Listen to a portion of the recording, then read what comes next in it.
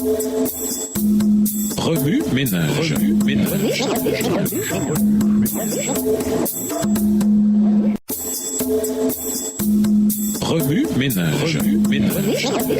Bienvenue dans votre émission. Remue ménage. Nous voilà à la leçon de mercredi, main dans la main. Ce chapitre révèle une grande intelligence spirituelle, à savoir le principe divin de la coopération. Nous tendons à osciller entre trop de divinité et trop d'humanité. En passant, nous ne parlons pas ici de la nature de l'incarnation du Christ. Il est 100% divin et 100% humain. D'une part, certains disent que Dieu fait tout et donc que nous n'avons rien à faire. Ne pas chercher d'emploi, ne pas faire notre culte personnel, ne pas essayer de mener une vie pieuse, où nous pouvons tomber dans l'autre versant selon lequel nous faisons tout et Dieu ne fait rien. On se stresse dans la recherche d'emploi, on pense que le salut dépend de notre vie de piété et on essaie de mener une vie pieuse par ses propres forces. La solution, c'est une corde raide entre ces deux fossés. Sans aucun doute, toute la puissance est attribuée à Dieu. Il est celui par qui toute chose arrive. Mais pour accéder à sa puissance, nous devons lui soumettre notre volonté, qu'il s'agisse de demander de l'aide à Dieu ou de nous tourner vers lui en temps de besoin. Nous avons un rôle à jouer pour accéder aux ressources du ciel. Ce n'est pas une formule disant que si l'on fait 0,02 de x, alors 4y se déversera du ciel. Cela se fonde plutôt une relation solide entre nous et Dieu, une interaction vivante en temps réel, émotionnel, rationnel, social et spirituel entre les deux parties. Ainsi se manifeste l'œuvre du principe divin de coopération, sans laquelle nul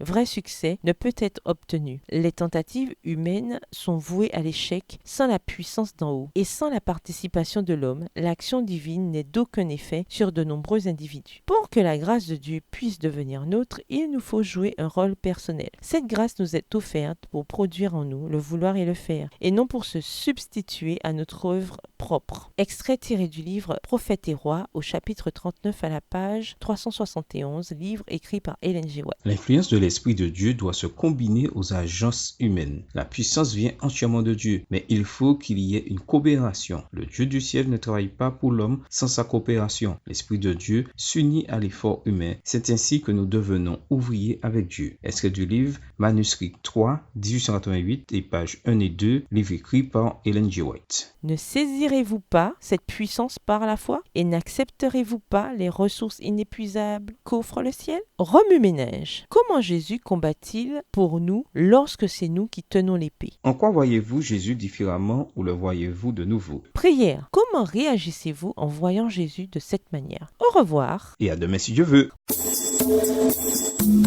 Remue ménage. Remue ménage.